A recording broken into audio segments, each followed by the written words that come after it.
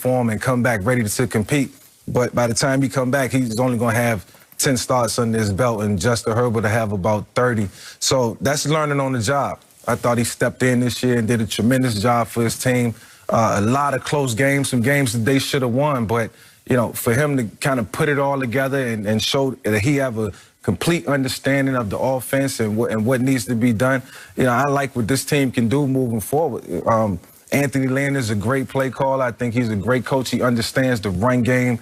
Been around Greg Norman for years, you know, when he was in Buffalo. So I think the right personnel, once again, a situation like Tua, you know, you put the right pieces around him, you know, he can grow. And he has the arm to do it.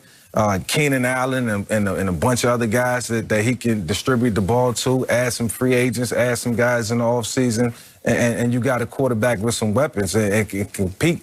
So I like what LA is doing with him. I like the pick. They got to be happy about it. The biggest thing in the National Football League is finding a quarterback. And when you got a rookie that's played well and you can look 10 years from now and say, this is going to be our guy, you got to feel fortunate. You know, I'm not so sure that he's going to have a better career than Joe Burrow. I like T. Higgins.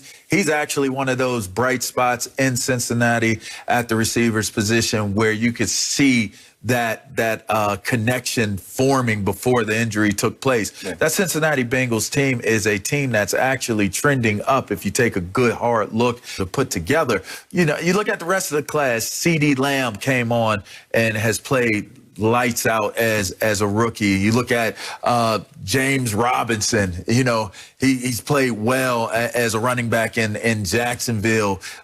Justin Jefferson in Minnesota, even though the team hasn't done well, he's played well.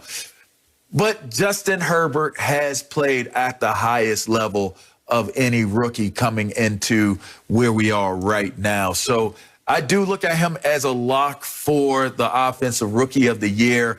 But with that being said, as well as I've seen him do, when I've looked at both of these quarterbacks, Justin Herbert plays with a little bit more perceived maturity than what I see in Joe Burrow. But that's not to say that he got a little more talent around him. Yeah, he's got a little. Yeah. That's not to say that when I look at Joe Burrow, if he can, all things given, health-wise, if he can come back and be as healthy as he was or stronger, I still think that the skill set and the talent level that I saw play out with him this season really gives me pause to actually say definitively that Justin Herbert is going to have the better career for two reasons, and two reasons alone. One, I don't know that I fully trust what's going on with the LA Chargers, for one. That makes sense. All right. Two, when I look at the Bengals, I think to myself, there may be the possibilities that what they're building there will be more time for that scenario to play out in Cincinnati rather than in a major market like LA for the Chargers. I don't know how much that can disrupt Justin Herbert, but you and I both know coaching changes disrupt. If Lynn loses his job, here comes someone new. How does that work? How's the chemistry? Does it work? This young man, young phase, stage of his career, every single thing matters. I had 4 head coaches 3 years into my career when I first came into the NFL. Tough. It is very difficult to deal with coaching changes, and that could be the very reason why we see Joe Burrow be able to leapfrog and get ahead of Justin Herbert in the future. I think we'll be talking about both of these quarterbacks for a long time into their careers. However, with a healthy Joe Burrow, give me Joe Burrow any day of the week. I just like everything that he brings, his moxie, his leadership, his approach to the game, his arrogance, that arrogance that you talked about earlier, LeVar, when we talk about the Green Bay Packers. Joe Burrow carries a lot of that. His ability to just get guys to buy in and believe in him. You think about just his stance, even with the social justice and injustices that were going on, and his ability to just have that assertiveness and that comfort to just speak out and galvanize that team without having met so many of those players. They love this guy in Cincinnati, and I just think that if he can stay healthy, the ceiling for him is so high. And I'm not saying it's not for Justin Herbert. I think he's a tremendous quarterback, and he will win the Offensive Rookie of the Year this year, and he's deserving of it. And I think he's going to have a fantastic career.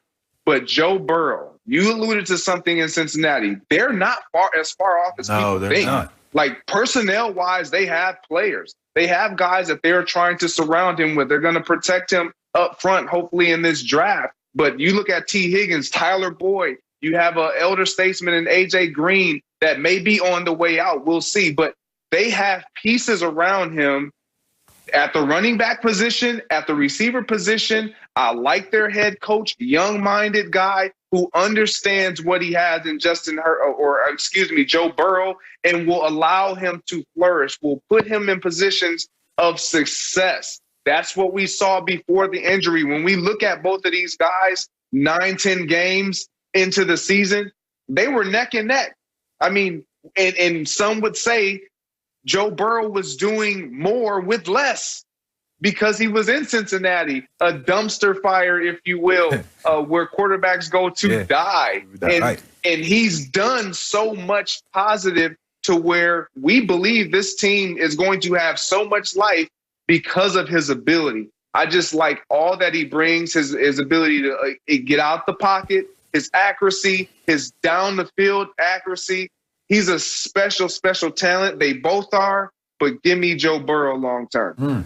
You know, that's what scares me about the Cincinnati Bengals organization. You know, you're talking about you got the first-round pick in Joe Burrow, and can you build around him? You know, they had Andy Dalton for several years who showed promise, and I felt like the team was on the cusp of greatness. They was competing. They was competing with the Steelers and the Baltimore Ravens, but just couldn't get over the hump, and then things just took a turn for the worse.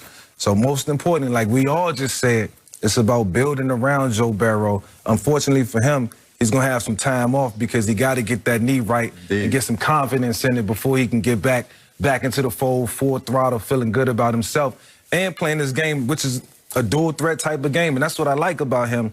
But obviously, you know, not gaining that experience, he's going to miss, once again, OTAs, training camp. It's going to be a tough year for him. But, you know, he has to fight it and to come back from it. Yeah, so does Alex. Shot. Yeah. Wow. Okay. Well, you got the ability to come back, Alex. Come on. I always come back. Well, why was I down? I've been on top. Come on. True. Yeah. All right, Greg. Well, thank you so much for joining us this morning, and we're looking forward to hearing you call the Falcons and Bucks on Sunday on Fox. So, congrats. Who will finally come out of the NFC East? Antonio Cromartie joins us.